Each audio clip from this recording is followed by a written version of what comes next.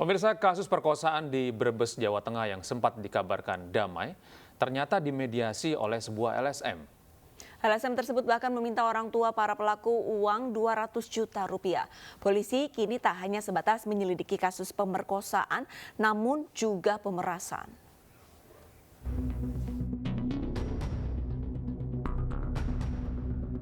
Terbongkarnya kasus pemerasan di balik kasus pemerkosaan di Brebes, Jawa Tengah diungkapkan salah satu orang tua pelaku.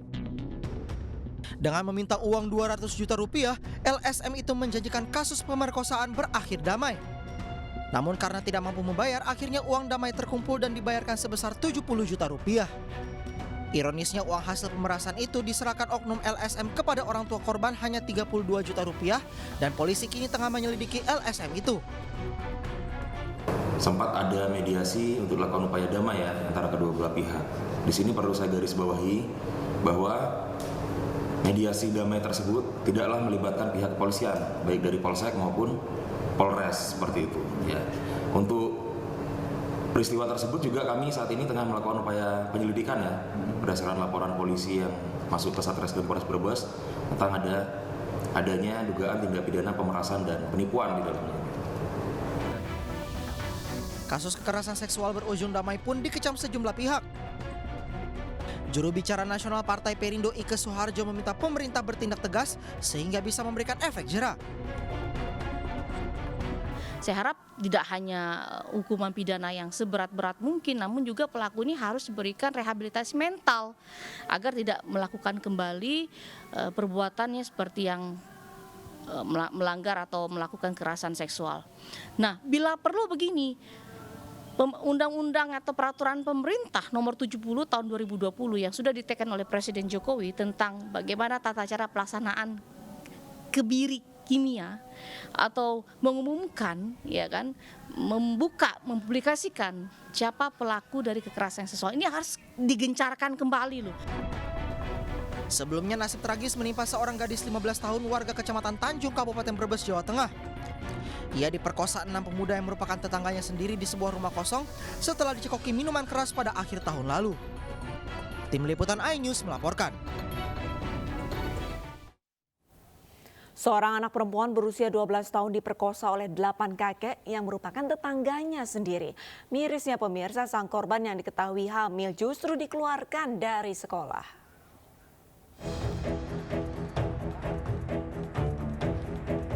Unit Perlindungan Perempuan dan Anak PPA Satreskrim Polresta Banyumas, Jawa Tengah menangkap 4 pelaku pemerkosaan terhadap anak perempuan berusia 12 tahun. Keempat pelaku yang masih satu desa dan mengenal korban ini merupakan pria berusia lanjut. Para pelaku merayu korban dan menjanjikan akan memberikan imbalan uang Rp20.000 agar mau mengikuti keinginan pelaku. Pemerkosaan ini terjadi pada September 2022 lalu di tempat dan waktu yang berbeda. Keluarga yang curiga karena korban terlambat datang bulan akhirnya mendapat pengakuan mengejutkan korban.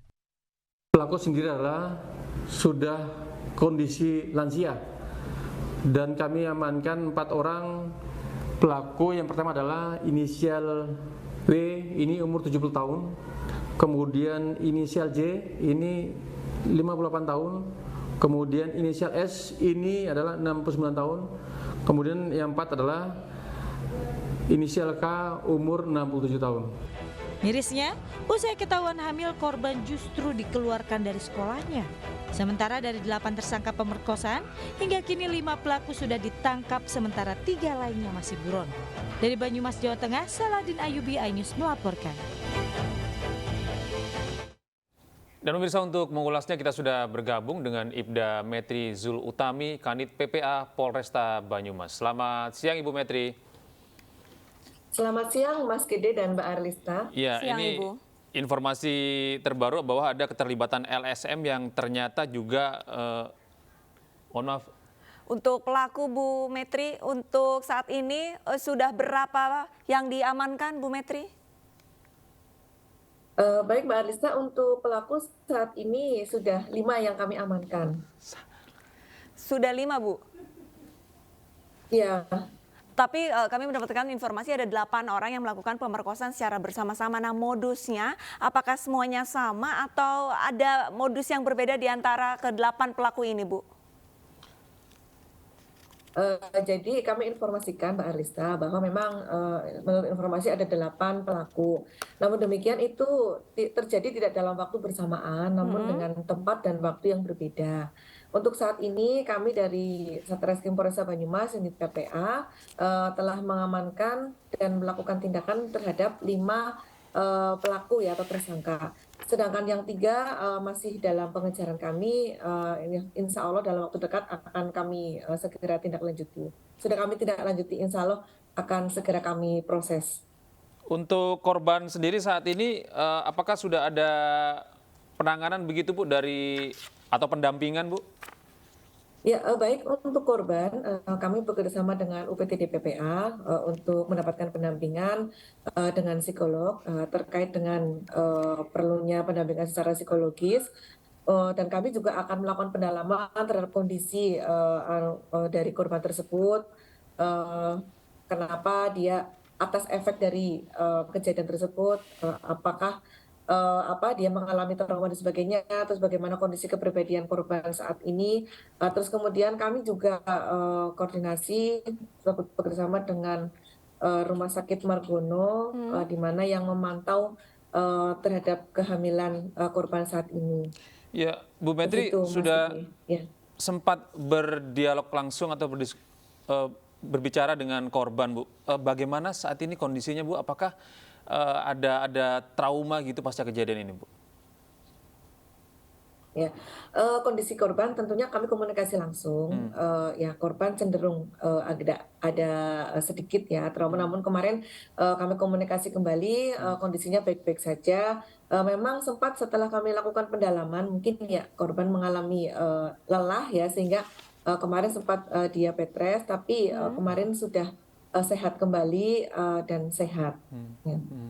Bu Metri, sementara itu berdasarkan dari keterangan korban, apakah korban ini menerima ancaman nih Bu dari para pelaku? Karena para pelaku ini jumlahnya banyak dan kami dapat informasi ini bahkan beberapa pelaku ini memperkosa berulang kali ke korban.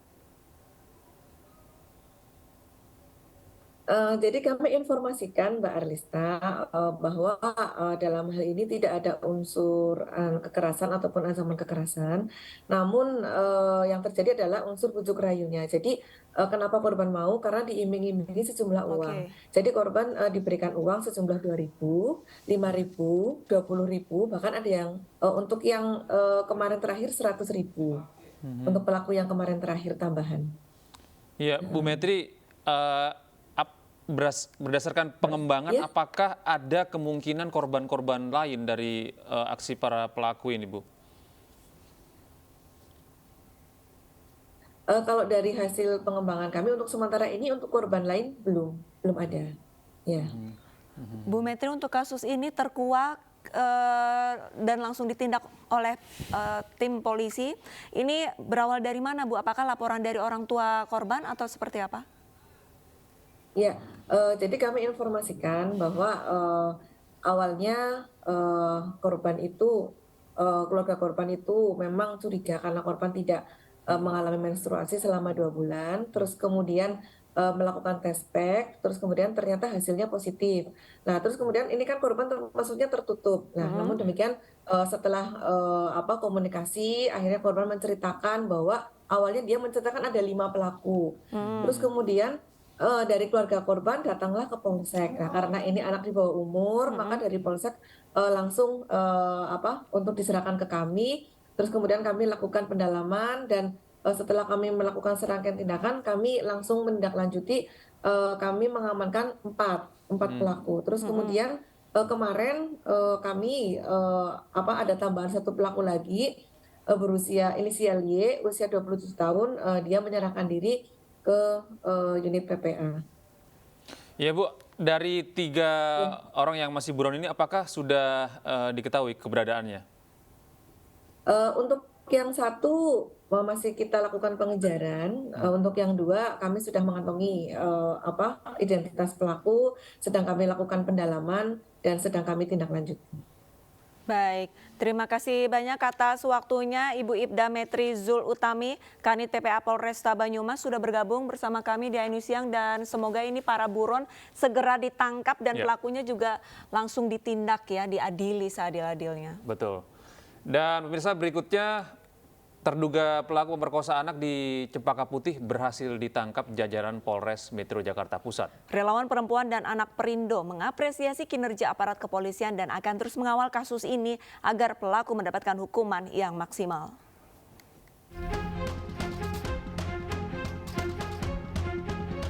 Kasus pemerkosaan anak di bawah umur yang menimpa N usia 6 tahun warga Cempaka Putih, Jakarta Pusat memasuki babak baru. Setelah 8 bulan, Polres Metro Jakarta Pusat akhirnya menangkap terduga pelaku, pria 40 tahun berinisial HJ. Relawan perempuan dan anak yang memberikan pendampingan terhadap korban mengapresiasi penangkapan ini. Pelaku sudah ditangkap, kami memberikan apresiasi kepada Polres Metro Jakarta Pusat. Namun sebagai catatan, kami berharap jangan lagi ada penangkapan dalam waktu yang lama sehingga dapat menimbulkan korban-korban anak yang lain itu.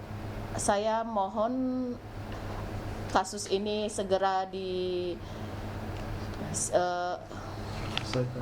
diselesaikan dan hukuman semaksimal mungkin, seadil-adilnya. RPA Perindo akan terus mendorong dan mengawal kasus ruda paksa anak di Cempaka Putih ini untuk diproses sesuai dengan undang-undang yang berlaku. Dari Jakarta, Rizky Ihwal, iNews melaporkan. Beralih ke informasi lain pemirsa, misteri kematian satu keluarga akibat keracunan di Bantar Gebang, Bekasi, Jawa Barat terungkap. Mereka dibunuh oleh dukun pesugihan yang ternyata penipu dan sempat membunuh sejumlah korban lain.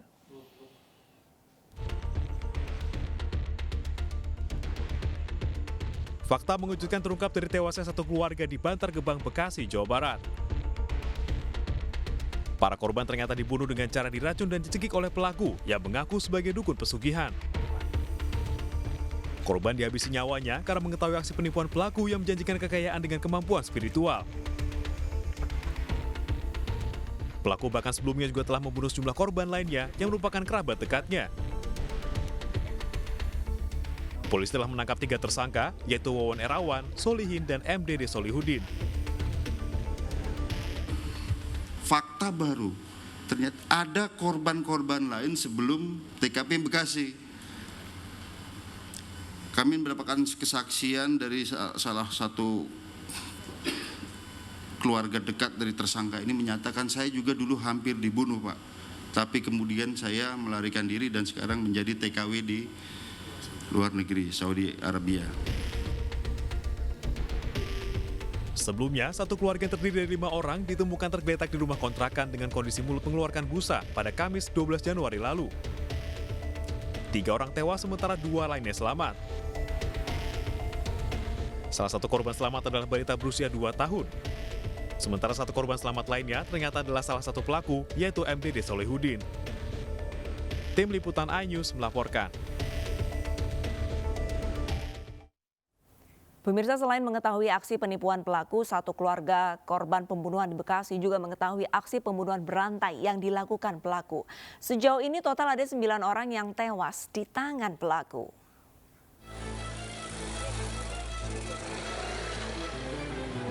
Aksi pelaku pembunuhan satu keluarga di Bekasi, Jawa Barat terbilang sadis.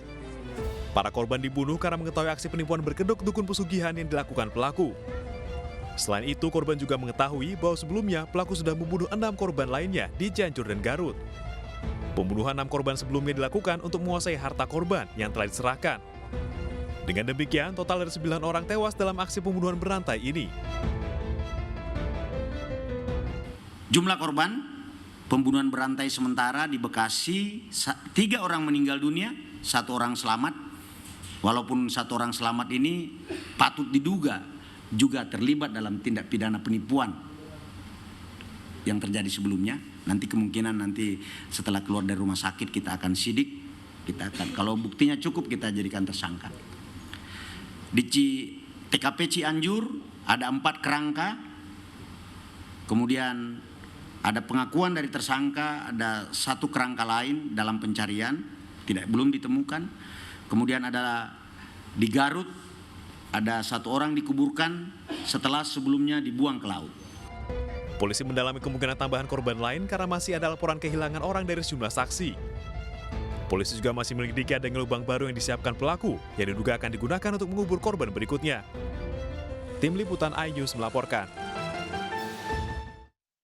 Sementara itu pemirsa, istri salah satu pelaku pembunuhan berantai mengaku tidak mengetahui suaminya menguburkan 3 jenazah di rumahnya. Pelaku bahkan mengaku bekerja di salah satu pabrik beras, bukan sebagai dukun pesugihan.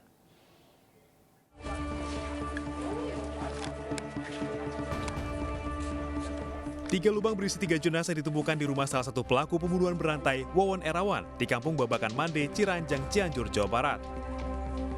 Salah satunya berisi jenazah anak berusia 2 tahun dan 2 lainnya berisi jenazah mantan istri dan mertua Wawon. Oh, saya batasnya ya. Namun istri Wawon, I Suryati, sebelumnya tidak pernah mengetahui ada jenazah yang terkubur di rumahnya. Suaminya mengaku menggali lubang untuk saluran pembuangan septic tank. Suaminya bahkan mengaku bekerja di salah satu pabrik beras, bukan dukun pesugihan. Nggak tahu ada itu apa di situ ada jenazah. Ya kalau tahu mah mungkin saya juga nggak mau. Kan katanya itu mah buat sepiteng, katanya buat sepiteng dari kamar mandi ibunya. Gitu. Kan misah kamar mandi ibunya sama kamar mandi saya pribadi. Kalau sehari-hari suka praktek perdukunan nggak di sini? Enggak. Papa Wawon sendiri kerjanya apa, Bu? Suami? Ya kerjanya katanya di pabrik beras, Pak. Belakangan diketahui jenazah bocah 2 tahun itu merupakan anak pelaku dengan istrinya yang lain. Pelaku ternyata sudah beberapa kali menikah. Dari Cianjur, Jawa Barat, Muhammad Andi Ihsan, iNews melaporkan. Pemirsa, untuk mengetahui kronologis kasus ini sudah bergabung bersama kami Kombes Pol Truno Yudo Wisnu Andiko, Kabid Humas Polda Metro Jaya. Selamat siang Pak Yudo. Pak Yudo, ini sebenarnya berapa jumlah korban yang diketahui hingga saat ini Pak Yudo? Selamat siang Mbak Arlista, Mas Gede. Jadi kami laporkan sesuai dengan masih pada saat press conference kemarin oleh Bapak Kapolda Metro Jaya, ya, korban di Bekasi 3 meninggal dunia dan 1 selamat, itu anak-anak di bawah umur dan saat ini sedang kita sinergi untuk ditangani juga oleh KPAD Bekasi Kota.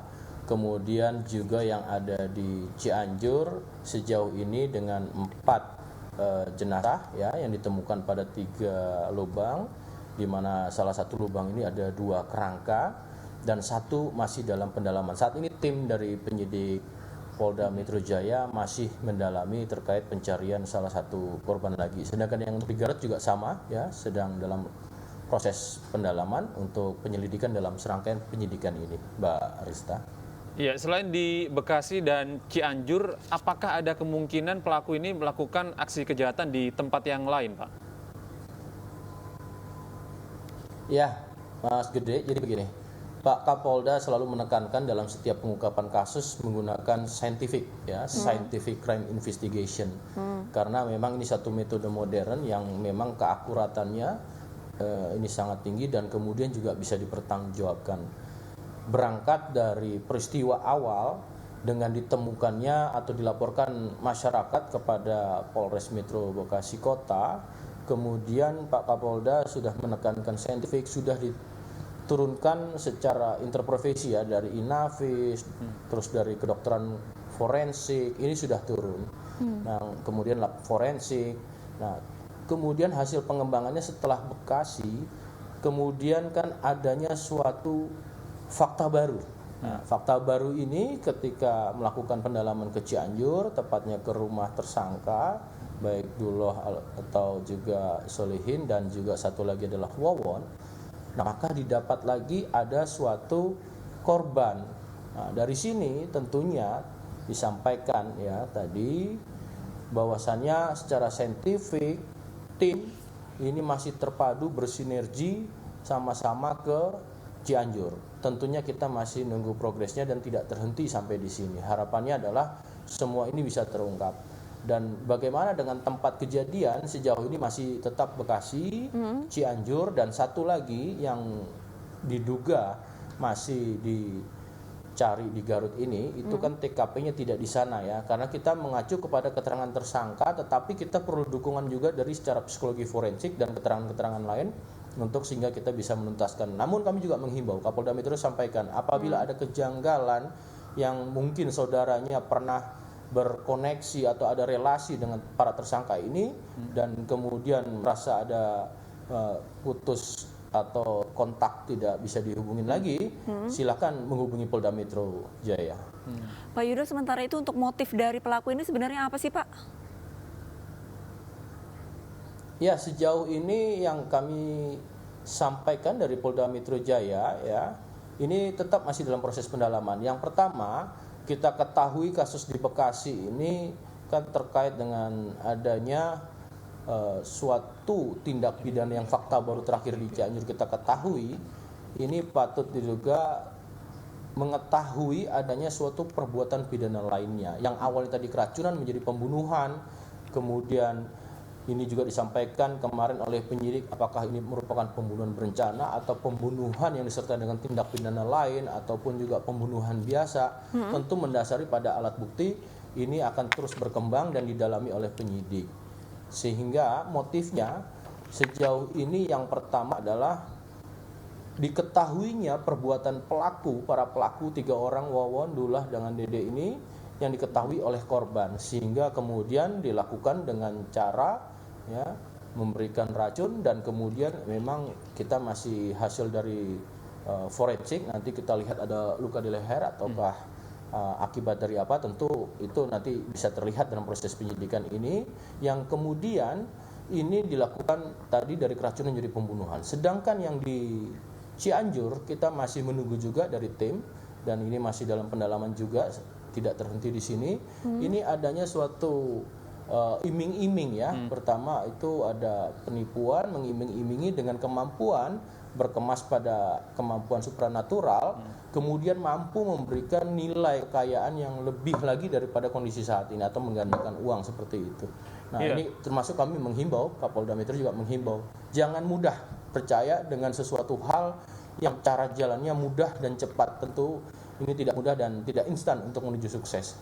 Iya, Pak, ini jika tadi saya mendengar informasi bahwa ada 3 orang pelaku yang saat ini sudah diamankan begitu ya Pak ya. Apakah ada kemungkinan pelaku lain dan jika ada, apakah ini merupakan komplotan dan apa masing-masing peran mereka ini di antara ketiganya misalnya? Sejauh ini 3 pelaku atau tersangka ini partner in crime ya.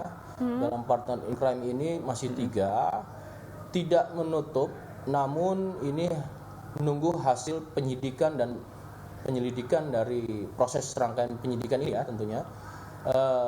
Apabila didapati keterangan atau alat bukti lainnya, tentu ini berpotensi apabila didukung akan alat bukti ya, didukung alat bukti, ini tidak menutup kemungkinan akan bisa bertambah. Tentu didasari dengan alat bukti saya sampaikan tadi.